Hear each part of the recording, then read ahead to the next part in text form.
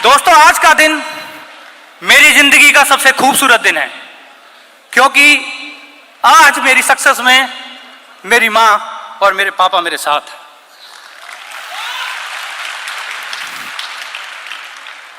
मेरे माँ पापा पढ़े लिखे नहीं हैं, लेकिन उन्होंने कभी कोई कमी नहीं छोड़ी मुझे पढ़ाने में। और मुझे याद है कि जब मेरे स्कूल की फीस जाती थी तो मेरे पापा 100 रुपये कर्ज पे लेके आते थे, लेकिन वक्त से मेरी फीस देते थे ताकि मैं पढ़ाई से वंचित ना रह जाऊं।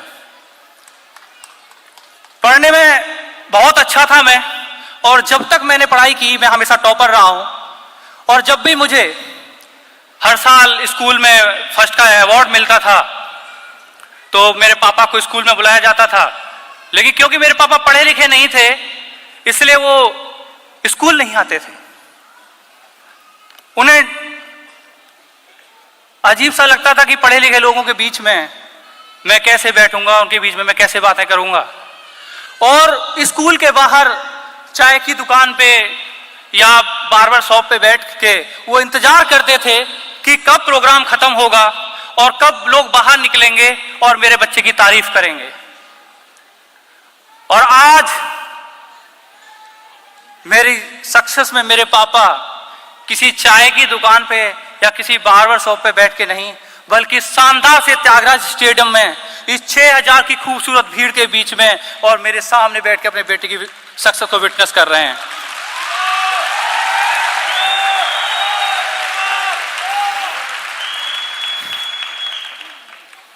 मुझे यह दिन देने के लिए thank you all India, thank you सेफ सॉफ। मेरा पहला सपना पूरा हो गया।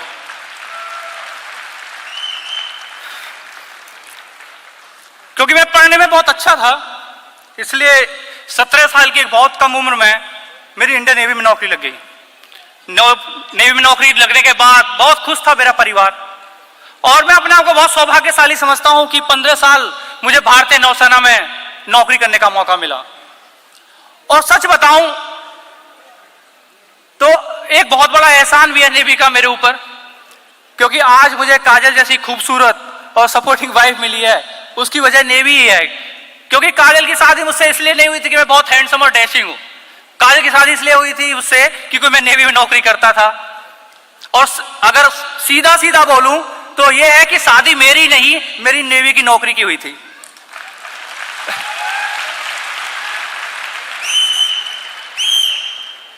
नेवी में जॉब करता था तो एक बार मेरा ट्रांसफर दिल्ली हुआ, और दिल्ली में आने के बाद मेरी मुलाकात मेरे नेवी के एक सीनियर मिस्टर रतन सर से हुई, जिन्होंने पहली बार जब मैं दिल्ली में आया, नया शहर था, तो मुझे दिल्ली में सेटल होने के लिए उन्होंने बहुत मदद की। इवन कि मुझे ऑफिस भी वो अपनी बाइक से लेके जाते थे और शाम को घर पे भी अपनी बाइक से छोड़ते थे। बहुत मदद की उन्होंने मेरी। एक बार संडे का दिन था, सुबह लगभग 9 बजे का टाइम था, मैं अपने किसी पर्सनल काम से रतन सर से मिलने गया, और जैसे ही मैं उनके घर पहुंचा तो मैंने देखा कि वो सूट वूट में एकदम तैयार होके कहीं जा रहे हैं। मैं सर से पूछा कि सर मैं तो आपसे मिलने आया था, आप तो लग रहा है कहीं जा रहे हैं। तो सर ने बोला हाँ मेरी एक मीटिंग है, तुम चाहो तो तुम भी चल सकते हो। मुझे लगा कि चलते हैं। मीटिंग में गए, एक बड़े से ऑडिटोरियम में बैठा दिया, तब पहली बार पता लगा कि ये मीटिंग कुछ और नहीं थी, सेफ सॉफ का प्रेजेंटेशन था। प्रेजेंटेशन खत्म हुआ, रतन सर से मुझे पूछा और बताओ लोकेश कैसा लगा। मैंने कि क्या, और मेरा एक्सप्रेशन देख के उनको समझ में आ गया कि ये ज्वाइन नहीं करेगा। और सच बताओ कि नेटवर्क मार्केटिंग को लेके मैं इतना नेगेटिव था कि मुझे ज्वाइन कराना मुश्किल ही नहीं, नामुमकिन था। अगर मेरे सामने आप किसी नेटवर्क को बैठा दो तो मैं इतना मजाक बनाता था, इतना मजाक बनाता था कि लोग मुझसे बात ही नहीं करते थे। और ऐसा ही हुआ। ये दौर 3-4 महीने चला, लेकिन इस दौरान रतन सर एक बहुत अच्छा काम करते थे कि वो अपनी, जब मुझे ऑफिस लेके जाते थे, जब रिटर्न में शाम को मेरे घर छोड़ते थे बाइक से, तो जैसे ही रास्ते में HDFC बैंक का ATM दिखता था वो बाइक रोकते थे और अपना चेक मुझे देते थे कि लोकेश एक काम कर, थोड़ा ATM में चेक ड्रॉप करके आ जाना। अब क्योंकि वो प्रेजेंटेशन देख चुका था तो इतना बड़ा बेवकूफ तो मैं भी नहीं हूं, तो मैं भी देखूंगा कि कमा भी रहा है बंदा या ऐसे ही फेंक रहा है। तो मैं चेक की अमाउंट देखता था, जमा करता था, चेक की अमाउंट देखता था, जमा करता था। बट मैं कोई बहुत ज्यादा मोटिवेट नहीं हुआ था, या सेफ सॉफ को लेकर मैं बहुत पॉजिटिव नहीं हुआ था चेक्स को देख के, इनकम को देख के, क्योंकि मुझे इनकम नहीं चाहिए थी। मुझे चाहिए था कि कब वो दिन आए जब अपने माँ को सम्मान दिला पाऊं, और वो मुझे चेक्स में नहीं दिख रहा था। लेकिन एक दिन 4 महीने के बाद एक दिन शाम को मेरे पास रतन सर का कॉल आता है कि लोकेश, मैं जो बिजनेस कर रहा हूं उसका आज क्लोजिंग डे है, तुम चाहो तो ये बिजनेस ज्वाइन कर सकते हो। मुझे लगा कि ये बंदा अपनी दोस्ती की कीमत मांग रहा है मुझसे, इसने जो मेरी मदद की है ना उसकी कीमत मांग रहा है मुझसे। और उस दोस्ती की कीमत देने के लिए मैंने उनको 25,000 रुपए दिए थे और मैंने ज्वाइन किया। और ज्वाइन करते ही मेरा बिजनेस खत्म। क्यों? क्योंकि ज्वाइन तो मुझे करना ही नहीं था, मैं तो सिर्फ कीमत दी थी दोस्ती की। लेकिन एक दिन मुझे हमारे क्राउन लीडर अजय पिल्ले सर की डायमंड से की वीडियो देखने का मौका मिला। एक शो हुआ था बनारस के अंदर, उड़ान, और जब मैं उसको वीडियो को देख रहा था कि हजारों हजारों की भीड़ और मसालों के बीच से अजय सर और इंदु मैम चल के आ रहे हैं शहजादे की तरह, जब मैं वीडियो देख रहा था तब पहली बार मैं उस वीडियो को देखते और रो रहा था। और मुझे एहसास हो रहा था कि शायद ये वो फील्ड है कि जहां लोकेश कुमार तू अपने और अपने मां बाप के लिए वो सम्मान दिला सकता है जिसकी तुझे तलाश है।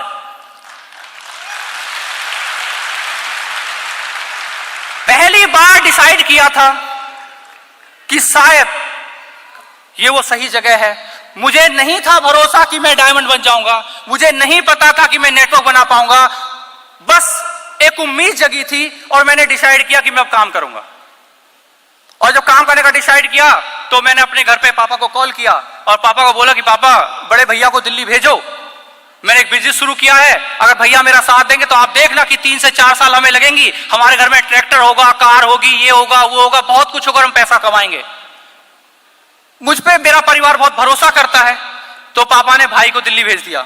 बड़े भैया दिल्ली आए, मैंने प्रेजेंटेशन दिखाया, ही वाज सो एक्साइटेड। हम दोनों भाई एक दूसरे को देख रहे थे तो लग रहा था कि अब कुछ ही दिनों के बाद हम करोड़पति बन जाएंगे। और उस एक्साइटमेंट में तुरंत मेरे भाई वापस घर चले गए और वो घर नहीं पहुंचे। उन्होंने हमारे जितने भी रिलेटिव्स थे सबको जाके टच करना शुरू कर दिया कि एक सेफ शॉप का बिजनेस है, एक प्रोडक्ट खरीदना है, 2 बनाने, प्रोडक्ट खरीदना है, 2 बनाने, प्रोडक्ट खरीदना है, 2 बनाने, प्रोडक्ट खरीदना है, 2 बनाने। और वो सारे रिलेटिव्स के पास घूम गए और उनको जवाब सिर्फ यही मिला कि आपने तो अब देखा है, हम तो पहले बहुत बार देख चुके, ऐसी कंपनी में कुछ नहीं होता, बेहतर होगा छोड़ दो। और उससे बेहतर यह होगा कि आपका भाई नेवी में नौकरी करता है, उसे बोलो इन बिजनेसों के चक्कर में नौकरी ना छोड़ दे, चुपचाप नौकरी करता रहे। और जिस मोटिव के साथ मेरे भाई गए थे वापस घर पहुंचे और घर पहुंच के पापा को सारी कहानी बताई और पापा ने मुझे कॉल किया कि बेटा चुपचाप नौकरी कर, ऐसे बिजनेसों से कुछ नहीं होता, हमने सबसे पूछ लिया, कोई ज्वाइन करने को तैयार नहीं है। और सेफ सौ का बिजनेस मेरा शुरू ही नहीं हुआ था कि दूसरी बार खत्म हो गया।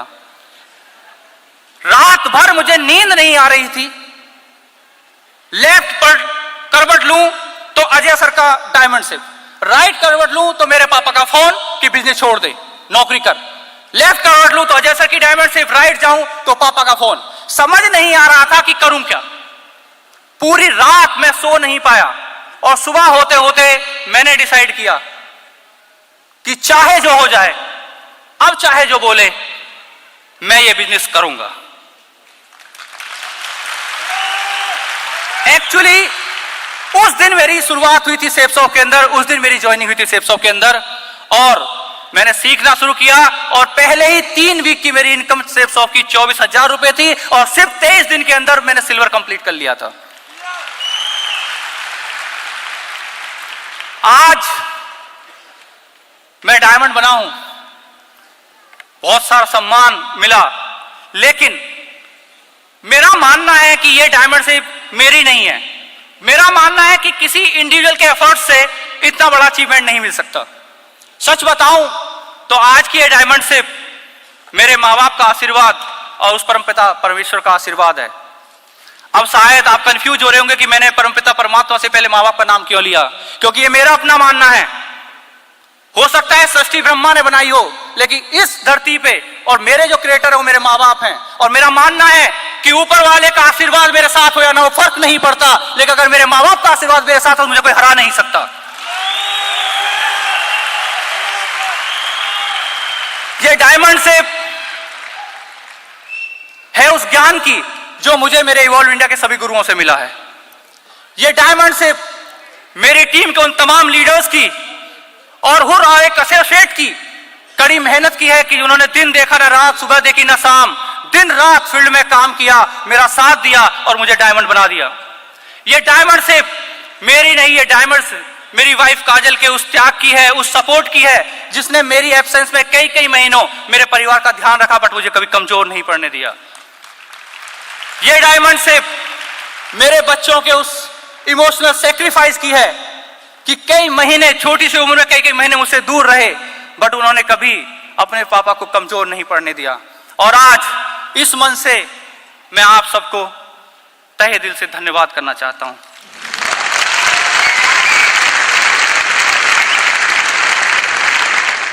आज मेरा सपना कि मेरे माँ बाप मेरे साथ हैं और मेरा दूसरा सपना जो मैंने जैसा कि वीडियो में देखा था, दोनों पूरे हो गए।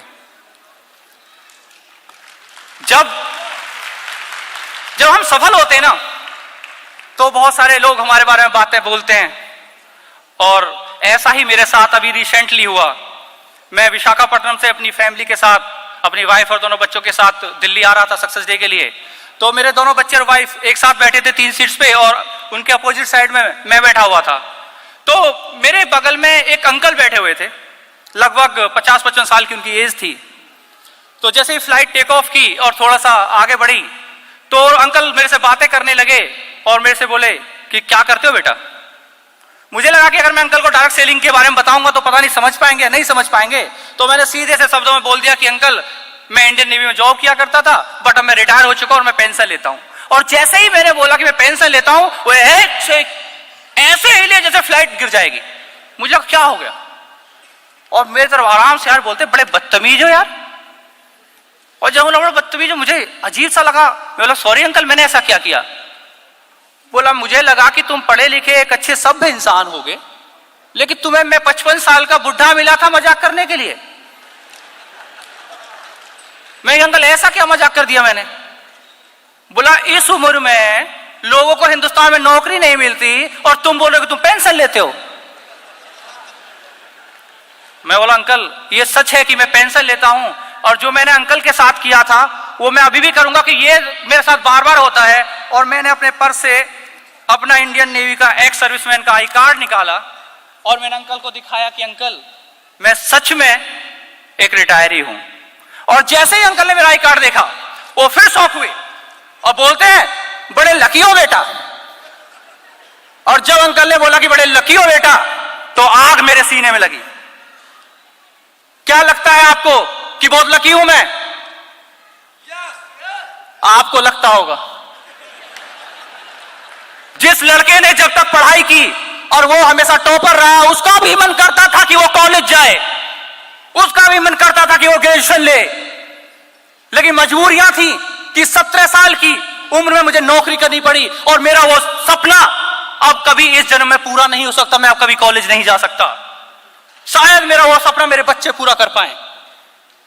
और जिस दिन सेफ शॉप में आया था, उस दिन ये डिसाइड किया था और ये मकसद बनाया अपनी जिंदगी का कि हो ऊपर वाले इतनी ताकत दे कि मेरे साथ सेफ शॉप परिवार में जो परिवार आएंगे, मैं उनको इस लायक बना सकूं कि मेरी तरह कोई बच्चा 17 साल की उम्र में मजबूरी में नौकरी ना करने जाए, हर बच्चा कॉलेज जाए।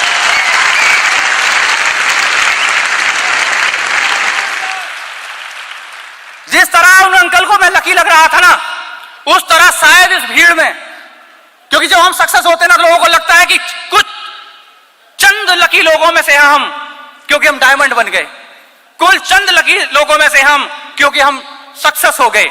शायद आपको भी लगता होगा। दोस्त, फ्रेशर था, अगर इवॉल्व से आधा घंटे पहले आपका एक्सीडेंट होता है, आपकी लेफ्ट लेग में 6 स्टिचेज आते हैं, आपके सारे कपड़े फट जाते हैं, उसके बावजूद भी आप अपने घर नहीं जाते और 6 घंटे का अगर इवॉल्व अटेंड कर सकते हो, तो लक आपका साथ जरूर देगा और आप डायमंड जरूर बनेंगे।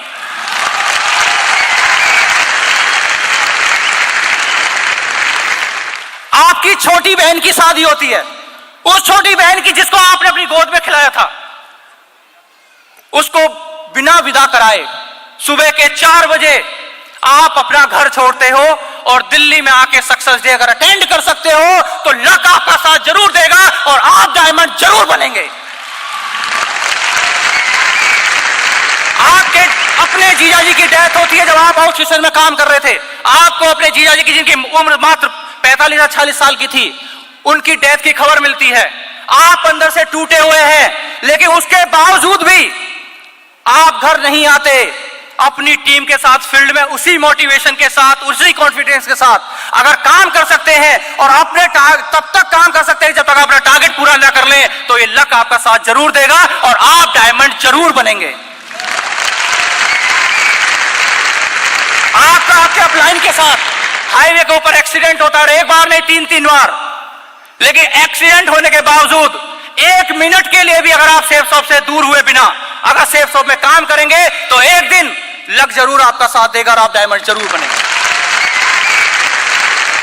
आप अपने डाउनलाइन के साथ बिहार के जहानाबाद के जंगलों में अनजान जगह पे रात भर भटकते हैं, लेकिन उसके बावजूद भी अरवल बिहार में सुबह सही टाइम पे पहुंच के अगर आप अपनी टीम की मदद कर सकते हैं तो लक आपका साथ जरूर देगा और आप डायमंड जरूर बनेंगे। 250 की टीम हो जाने के बाद 7 महीने तक जीरो के चेक पे रहने के बाद नेवी के एक प्रमोशन कोर्स के लिए आप जाते हैं और वहां आपके डाउनलाइन के साथ आप अपनी खुद जीरो के चेक पे है 7 महीने से, उसके बावजूद अपनी पर्सनल सेल्स अपने डाउनलाइन के नीचे प्लेस करते हैं और 7 महीने तक बिना चेक के उसी कॉन्फिडेंस, उसी जज्बे और उसी जुनून के साथ अगर सेफ शॉप में आप काम कर सकते हैं तो लक आपका साथ जरूर देगा और आप डायमंड जरूर बनेंगे। लकी नहीं हूं मैं, कीमत चुकाई है मैंने, लेकिन यह सच है कि मैं लकी हूं।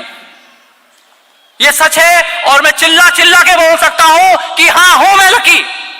मैं हूं लकी क्योंकि हिंदुस्तान की डार्क सेलिंग, सबसे अग्रिम डार्क सेलिंग सेफ शॉप का हिस्सा हूं मैं। हूं मैं लकी क्योंकि मेरे पास इवॉल्व इंडिया के रूप में तीसरी मां है जिसने सेफ शॉप में मेरी परवरिश की है और मुझे डायमंड बनाया है। हूं मैं लकी क्योंकि मेरे मां बाप ये बोलते थकते नहीं कि भगवान मेरा जैसा बेटा सबको दे। हूं मैं लकी क्योंकि अभी जब मेरा बड़ा बेटा मेरे साथ बैठा था तो मुझसे बोल रहा था कि पापा बड़े होके आपके जैसा बनूंगा और ऐसे ही काम करूंगा।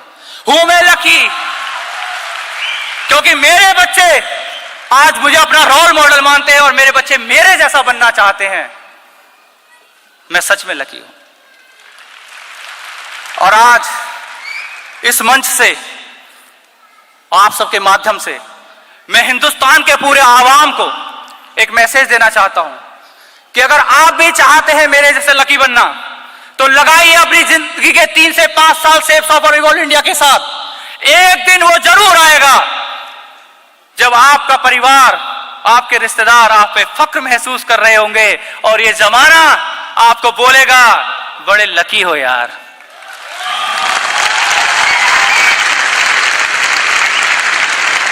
और लास्ट में उस परम पिता परमेश्वर से ये दुआ करते हुए कि वो हिंदुस्तान के हर परिवार को सपने देखने की ताकत दे और हिंदुस्तान के हर परिवार का सपना पूरा हो, मैं अपनी बातें खत्म करता हूं। Thank you. जय हिंद, जय ऑल इंडिया, जय सेफ शॉप।